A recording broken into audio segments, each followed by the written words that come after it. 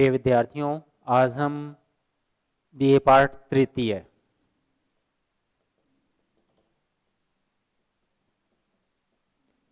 यानी कि जो थर्ड ईयर जिसे बोलते हैं उसका हम फर्स्ट जो पेपर है उसका अध्ययन करने जा रहे हैं, जिसका नाम है आधुनिक भारत का इतिहास।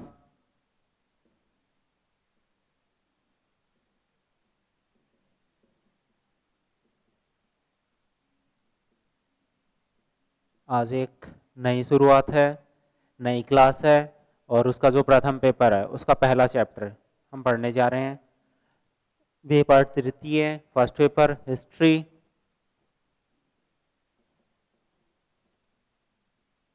और इसमें आधुनिक भारत का इतिहास दो भागों में बटा हुआ है। ये जो फाइनल ईयर है उसमें एक तो आधुनिक भारत का इतिहास आता है और दूसरा है आधुनिक विश्व का इतिहास। तो आज से हम आधुनिक भारत का इतिहास है इसका अध्ययन करेंगे। और इसमें जो सबसे पहली यूनिट है, पहली यूनिट का जो पहला चैप्टर है, यूनिट फर्स्ट, और उसका पहला चैप्टर पानीपत का तृतीय युद्ध।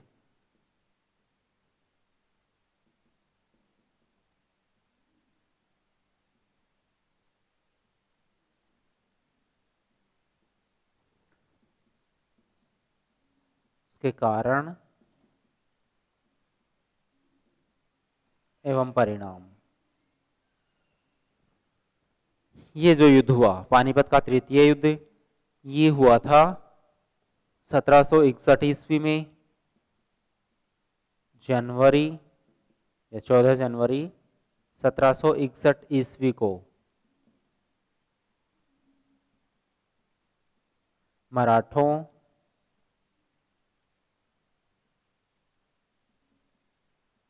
व अहमद शाह अब्दाली, जिसमें अहमद शाह अब्दाली था, उसकी विजय हुई और मराठे हैं इसमें पराजित होते हैं। इसमें होता क्या है कि जो मराठे थे उनका नेतृत्व वो विश्वासराव ने किया, लेकिन वास्तविक जो नेतृत्व था वो था सदाशिवराव का, जो पेशवा बाजीराव द्वितीय का पुत्र था। इसमें मराठों ने दिल्ली या उसके आगे पंजाब तक अधिकार कर लिया था और अफगानी जो अहमद शाह अब्दाली था वो अफगानी था और भारत पर आक्रमणकारी था। उसने इसके पहले भी आक्रमण किया और इस समय भी आक्रमण किया, लूटपाट करने के लिए, दिल्ली पर अधिकार करने के लिए। और अंततः ये संघर्ष होता है जिसमें मराठे हैं वो पूर्ण रूप से पराजित हुए और अहमद शाह अब्दाली की विजय होती है। तो उसका कारण है, सबसे पहला जो कारण है वो है अब्दाली व मराठों की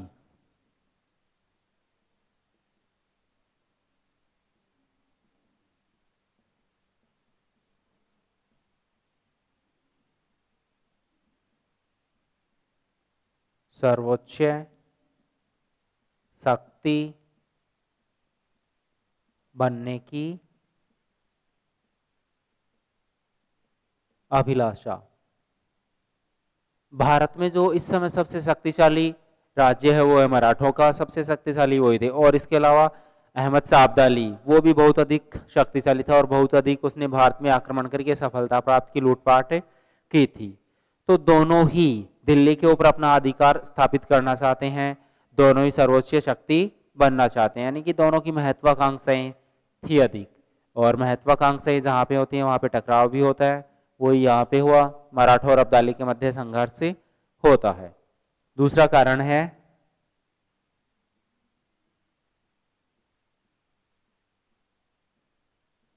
मराठों की प्रसारवादी नीति।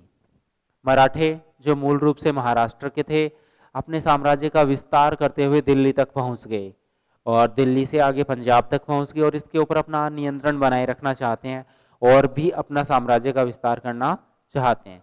दूसरी तरफ अब्दाली था जिसका पंजाब से ऊपर वाले क्षेत्रों में अधिकार था, वो भी भारत में अपना साम्राज्य विस्तार करना चाहता है। तो पहले मराठों के बारे में जाने कि मराठे अपने प्रसारवादी नीति है दिल्ली तक पहुंच गए, पंजाब तक पहुंच गए, अब्दाली भी इधर आया और फिर दोनों में संघर्ष होता है। नेक्स्ट है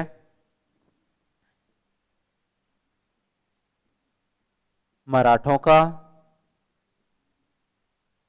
दिल्ली पर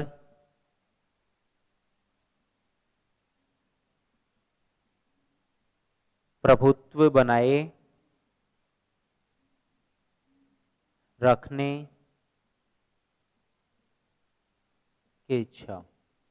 मराठे थे, दिल्ली क्या था? दिल्ली भारत का केंद्र था, भारत की राजधानी थी, और मराठे चाहते थे कि हम दिल्ली के ऊपर अपना नियंत्रण बनाए रखने, अपना प्रभुत्व बनाए रखें, क्योंकि राजधानी पर नियंत्रण रखना अपने आप में बहुत बड़ी बात होती है।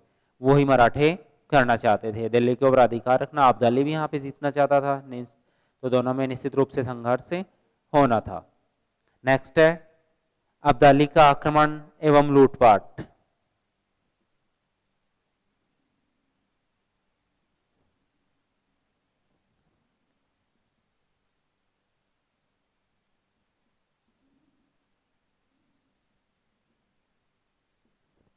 अब्दाली के आक्रमण एवं लूटपाट। अहमद शाह अब्दाली आक्रमणकारी था और लूटपाट करना, साम्राज्य का विस्तार करना, वही उसका उद्देश्य था।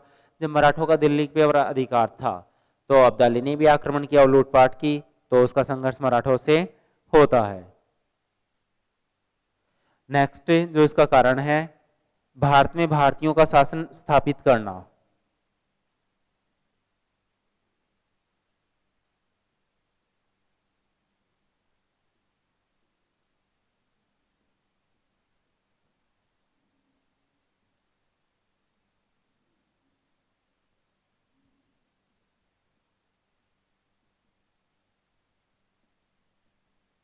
भारत में भारतीयों का शासन स्थापित करना, ऐसा मराठे चाहते थे कि भारत में निश्चित रूप से कालांतर में भी आगे आने वाले समय में मराठों का ही शासन बना रहे, जबकि अब्दाली वो भी दिल्ली पर अधिकार करना चाहता था। एक कारण और है इसका कि जो नजीबुद्दौला था, उसने, पंजाब का शासक था, उसने अब्दाली को आमंत्रित किया कि आप आइए और दिल्ली के ऊपर आक्रमण कीजिए, हम आपकी मदद करेंगे। तो इससे भी अब्दाली का हौसला बढ़ा कि कोई तो मेरा मददगार है भारत में जो मेरी मदद करेगा, तो ये भी एक कारण बनता है। तो इन कारणों की वजह से पानीपत का तृतीय युद्ध होता है, जिसमें मराठे पराजित हुए और 28,000 मराठों की मृत्यु हुई।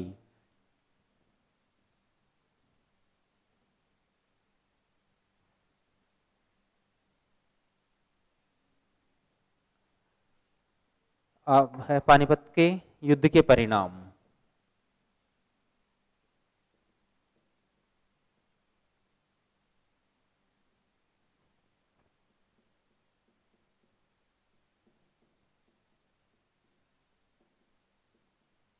पानीपत के तृतीय युद्ध के परिणाम, और इनमें पहला परिणाम है कि मराठों की पराजय।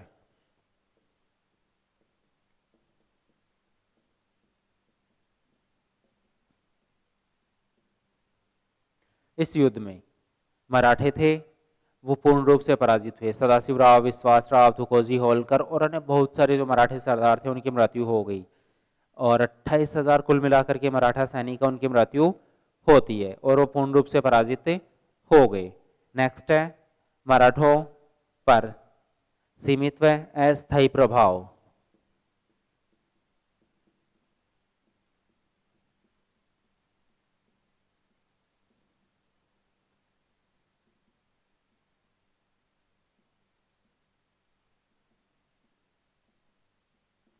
मराठों पर सीमित व अस्थायी प्रभाव। हालांकि 1761 ईस्वी में मराठे पराजित हो गए, लेकिन बहुत अधिक लंबे समय तक इसका जो पराजय का जो परिणाम था, उसके जो दुष्प्रभाव थे वो मराठों के ऊपर नहीं रह पाए, क्योंकि 1772 ईस्वी में भी मराठे दोबारा से शक्तिशाली हो गए और महादजी सिंधिया के नेतृत्व में दोबारा से दिल्ली के ऊपर अधिकार कर लिया गया। दिल्ली का जो शासक था शाह आलम द्वितीय, उसको मराठों ने ही दिल्ली के सिंहासन पर नियुक्त किया। तो मराठों के ऊपर बहुत ज्यादा इसका प्रभाव नहीं हुआ इस युद्ध का, और दोबारा से वो अपना उन्होंने विकास किया और शक्तिशाली बने। नेक्स्ट है यहाँ पे मराठों की जनधन की हानि।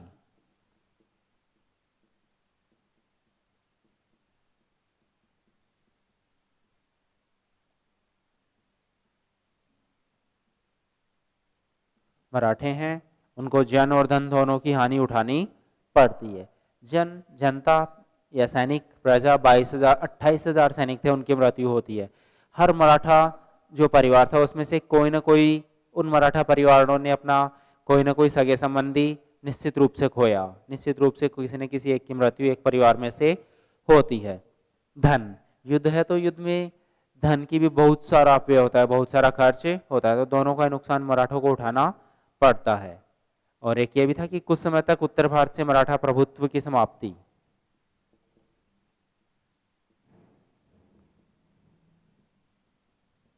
कुछ समय तक उत्तर भारत से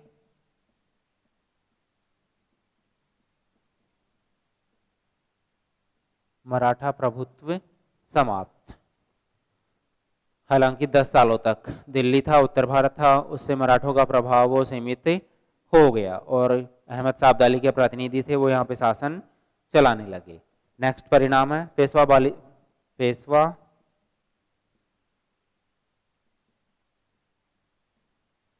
बाजीराव द्वितीय की मृत्यु। पेशवा बाजीराव द्वितीय, इसके पुत्र जो विश्वास राव था, उसके भाई का लड़का सदाशिव राव था, इस युद्ध में मारे गए और भयंकर पराजय जो मराठों की हुई, उससे आघात को वो सहन नहीं कर पाए और कुछ ही समय के उपरांत है बाजीराव द्वितीय की मृत्यु हो जाती है। नेक्स्ट है निजाम हैदर अली व अंग्रेजों का उदय।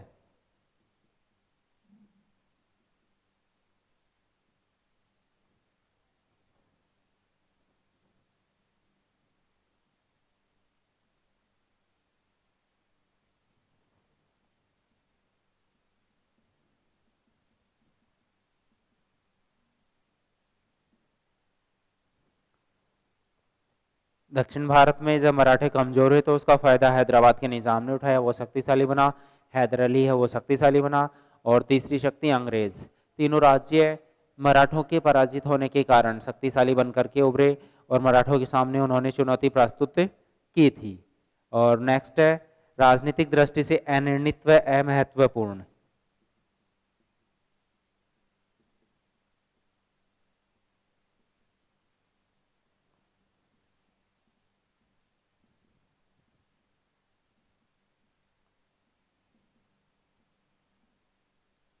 राजनीतिक दृष्टि से अनिर्णित व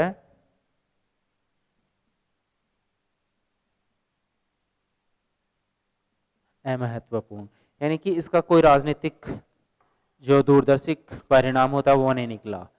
अब्दाली था, हालांकि जीत गया, लेकिन अगले कुछ वर्षों में ही उसके जो प्रतिनिधि थे उनको भी भारत से भगा दिया गया, उनसे भी शासन की सत्ता है वो छीन ली जाती है। और दूसरी तरफ मराठे जो पराजित हुए वो भी पूर्ण रूप से कमजोर नहीं हुए, दोबारा से वो भी शक्तिशाली बन गए। तो राजनीतिक दृष्टि से इसका कोई बहुत अधिक जो दुष्प्रभाव होता है या परिणाम होता है वो नहीं देखने को प्राप्त हुआ।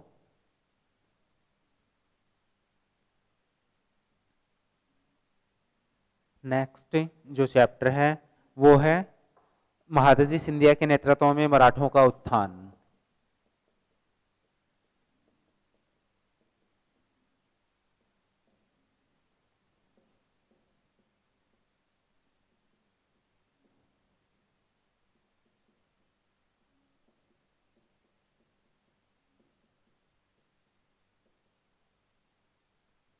महादजी सिंधिया के नेतृत्व में मराठों का उत्थान, और इसमें पहला पॉइंट है उत्तर भारत पर पुनः प्रभुत्व स्थापित करना।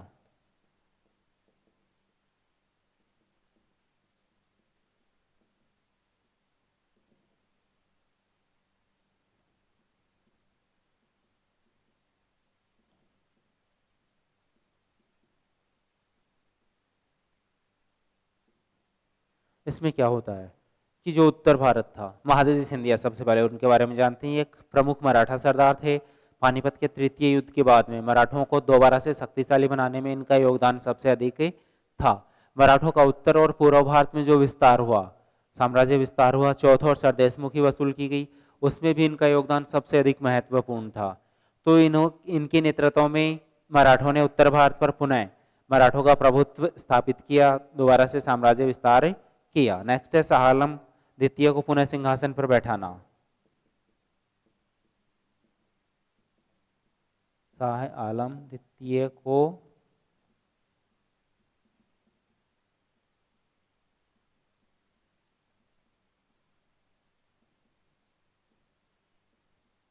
पुनः सिंहासन पर बैठा। नहीं, मुगल सम्राट था, अब्दाली से पराजित होने के बाद में इनको सिंहासन से हटा दिया जाता है। और जब मराठे दोबारा से शक्तिशाली बने, महादजी सिंधिया ने स्वयं इनको इनके सिंहासन पर नियुक्त किया और मुगल बादशाह के पद पर सुशोभित किया। नेक्स्ट है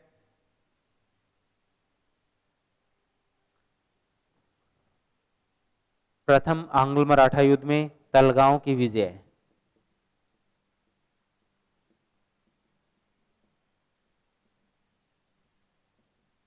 प्रथम आंग्ल मराठा युद्ध में तलगांव की विजय। पहला जो अंग्रेज और मराठा युद्ध हुआ 1775 से लेकर के 1782 ईस्वी तक, उस युद्ध में 1781 ईस्वी में इन्होंने अंग्रेजों को सबक सिखाते हुए और उनको पराजित किया। नेक्स्ट है सालबाई की संधि में महत्वपूर्ण भूमिका।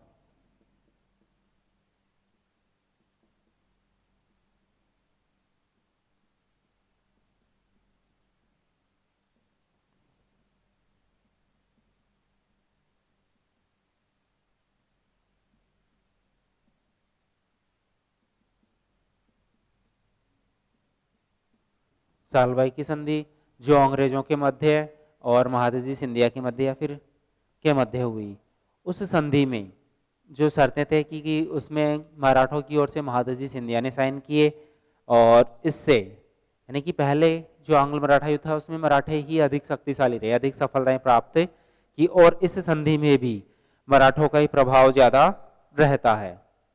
नेक्स्ट है ग्वालियर पर अधिकार करना।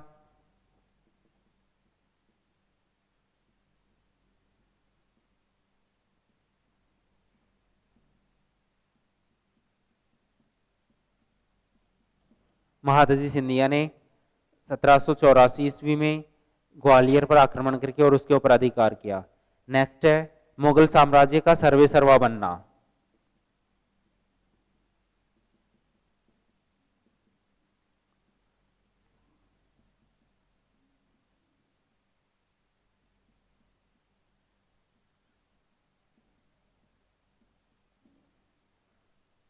जो मुगल सम्राट था शाह आलम द्वितीय, उसने जो महादजी सिंधिया थे उनको वकील ए मुतलक की उपाधि प्रदान की, वकील ए मुतलक के पद पर नियुक्त किया, जिसका अर्थ होता है सर्वाधिकार प्राप्त राज प्रतिनिधि, यानी कि सारे अधिकार महादजी सिंधिया को सौंप दिए गए। सबसे बड़ा राज्य अधिकारी महादजी सिंधिया मुगल साम्राज्य में बन गए। और नेक्स्ट है राजपूतों को पराजित करना।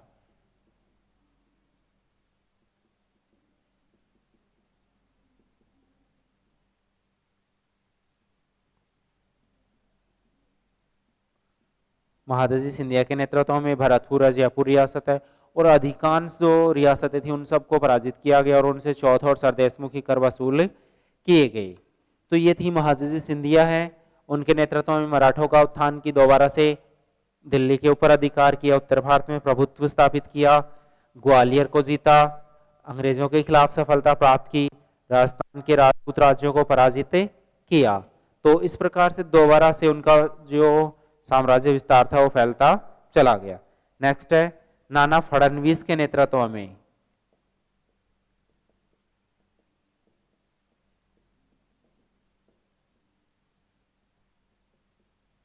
नाना फडणवीस के नेतृत्व में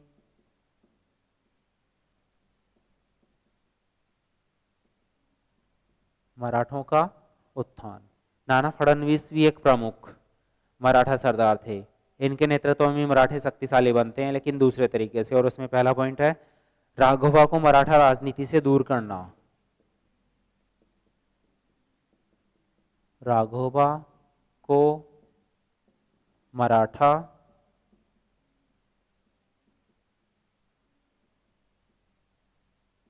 राजनीति से दूर करना। महादजी सिंधिया ने, राघोबा क्या था, एक षड्यंत्रकारी था जो मराठों के खिलाफ ही अंग्रेजों से संधि करने पर तुला हुआ था और संधि की भी उसने। तो इनके पतन का कारण भी था मराठों के।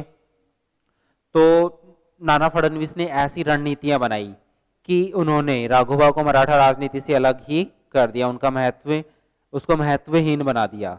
नेक्स्ट था शक्तिशाली संघ का गठन।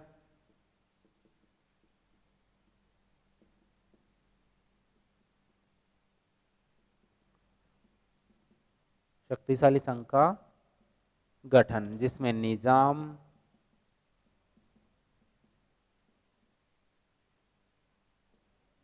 हैदर अली शामिल थे। तो इसने क्या किया, और भोंसले भी थे नागपुर के अंग्रेजों के खिलाफ। हैदराबाद के निजाम, मैसूर के हैदर अली, नागपुर के भोसले, उन सबको एक संघ में शामिल करते हुए एक शक्तिशाली संघ का गठन किया और सब ने मिलकर के अंग्रेजों को पराजित किया प्रथम आंग्ल मराठा युद्ध के दौरान। नेक्स्ट जो इसकी उपलब्धि है, टीपू को पराजित करना, या टीपू सुल्तान को पराजित करना। इन्होंने नाना फडणवीस ने 1786-87 ईस्वी में टीपू सुल्तान से इनका संघर्ष होता है और उस संघर्ष में इनको सफलता प्राप्त होती है। नेक्स्ट है निजाम को पराजित करना,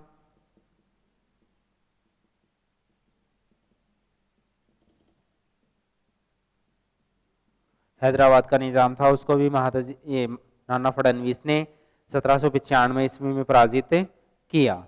नेक्स्ट है मराठा साम्राज्य का सर्वे सर्वा बनना,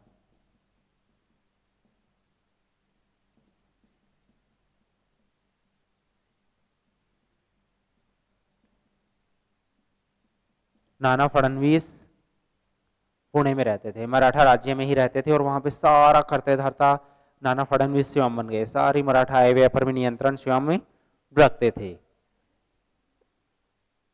और इन्हीं के नेतृत्व में दक्षिण भारत में मराठों का प्रसार होता है, मराठे शक्तिशाली बने रहते हैं। और अब हम आपको ये बता रहा हूं मैं कि इसके साथ ही कि जो अंग्रेज और मराठा युद्ध हुए,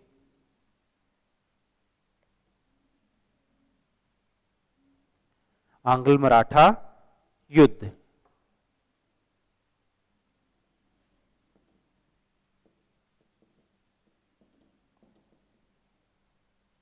उनमें से या प्रथम जो युद्ध था वो 1775 से 82 ईस्वी तक हुआ। द्वितीय जो युद्ध था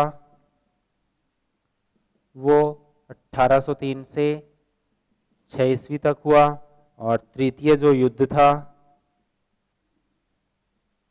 वो 1817-18 ईस्वी में हुआ। और इस युद्ध में, तृतीय युद्ध में जो अंग्रेज थे उनकी विजय होती है पूर्ण रूप से और मराठे पराजित हो गए। इस युद्ध के उपरांत मराठा जो साम्राज्य था उसके ऊपर अंग्रेजों का अधिकार हो गया। अब हम जानेंगे मराठों की पराजय के कारण।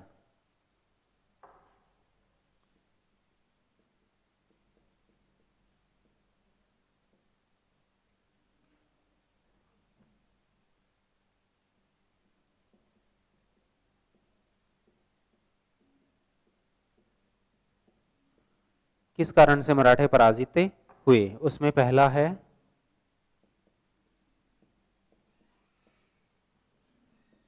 अयोग्य नेतृत्व।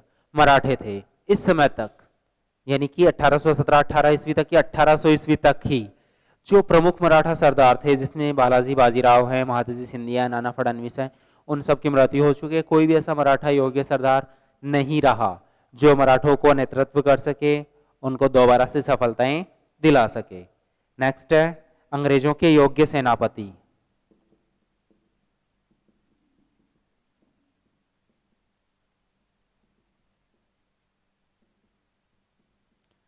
मराठा सेनापतियों की तुलना में जो अंग्रेज थे उनके पास में अधिक योग्य कूटनीतिज्ञ और रणनीतिकार सेनापति थे, जिनके नाम आर्थर वेलेस्ली है, एल्फिंस्टन है, जॉन मॉलिसन है, जॉन लॉरेंस है, जॉन डंकन है। तो इन लोगों ने मराठों के खिलाफ उचित रणनीति का प्रयोग करते हुए और सफलता प्राप्त की, मराठों को पराजित करने में महत्वपूर्ण योगदान दिया। नेक्स्ट है मराठा राज्य के स्वाभाविक दोष।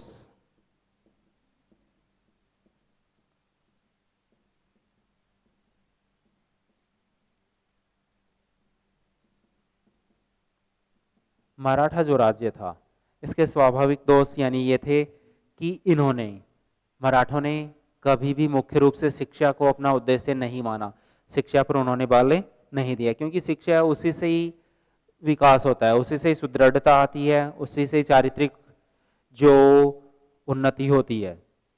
शिक्षा और समानता पर कभी इन्होंने बल नहीं दिया और कभी प्रजा के विकास के लिए बहुत अधिक प्रयास नहीं किए। नेक्स्ट है स्थिर आर्थिक नीति का अभाव।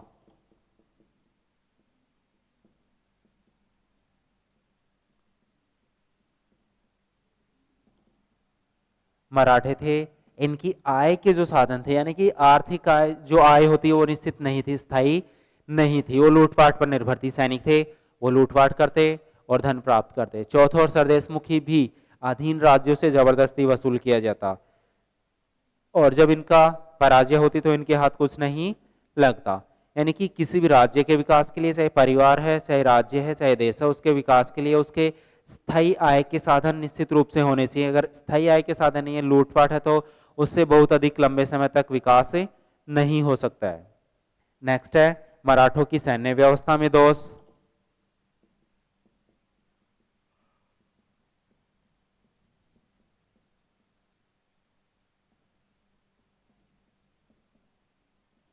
सेना है उसका संगठन भी बहुत अधिक मजबूत नहीं था। और सेना में कौन कौन से दोष थे? सबसे पहले तो एक कि मराठा लूटपाट पर निर्भर था, इनकी आय। दूसरा ये था कि इन्होंने कभी भी अपनी सेना के आधुनिकीकरण के ऊपर योगदान नहीं दिया। तोपखाना जो सबसे अधिक प्रभावशाली होता है युद्ध में, उसका भी इन्होंने बहुत बाद में जाकर के महादजी के नेतृत्व में तोपखाना उसका विकास होता है। आधुनिक जो राइफलें वगैरह थी, बंदूकें थी, वो भी इनके पास में बहुत अधिक नहीं थे। अभी वे भाले और तीर धनुष से ही युद्ध कर रहे थे, तो उनसे बंदूकों के सामने, तोपों के सामने टिका नहीं जा सकता है। नेक्स्ट है अंग्रेजों की उत्तम कूटनीति।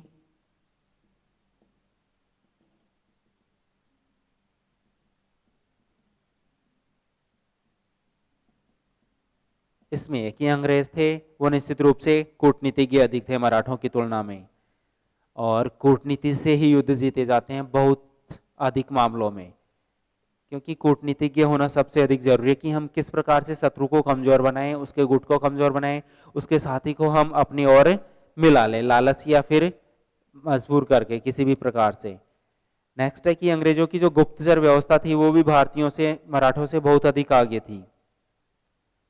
और अगला पॉइंट है मराठों का प्रगतिशील दृष्टिकोण। अंग्रेजों का प्रगतिशील दृष्टिकोण।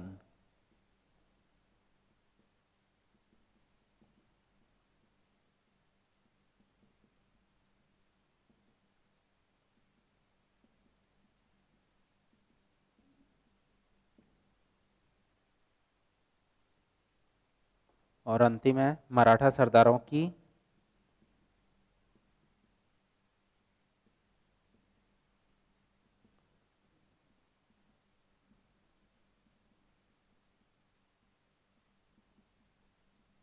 गुटबाजी। पहले मैं आपको 7वां पॉइंट बताता हूं कि मराठों का अंग्रेजों का प्रगतिशील दृष्टिकोण। अंग्रेज थे, ये हमेशा आगे बढ़ने में विश्वास करते थे। इन्होंने मराठों के खिलाफ ही सफलता नहीं, आधी दुनिया में सफलता प्राप्त की, आधी दुनिया पर इन्होंने राज किया। तो ये नकारात्मक कभी सोचते नहीं थे, सकारात्मक, चाहे जितने कमजोर हो जाए, लेकिन अपने को जो पॉजिटिव सोच होती है वो इनको रखनी थी, और ये उन्होंने किया। आगे बढ़ने का उन्होंने मौका देखा और जब भी मौका मिला उसको हाथ से जाने नहीं दिया। और अंतिम जो पॉइंट है वो है मराठा सरदारों की आपसी गुटबाजी, क्योंकि मराठा जो पेशवा था वो बहुत अधिक शक्तिशाली नहीं था। मराठे जो सरदार थे, जिसमें नागपुर के भोसले हैं, ग्वालियर के सिंधिया हैं, गुजरात के गायकवाड़ हैं, ये सब तुकोजी होलकर हैं, और अन्य जो मराठा सरदार थे वो कभी एकजुट नहीं हो पाए। एकजुट होकर के उन्होंने अंग्रेजों के खिलाफ संघर्ष नहीं किया, अलग अलग संघर्ष किया, और अलग अलग संघर्ष में वो पराजित हुए। यदि वो एक होकर के युद्ध करते तो उनको भी निश्चित रूप से सफलता प्राप्त होती।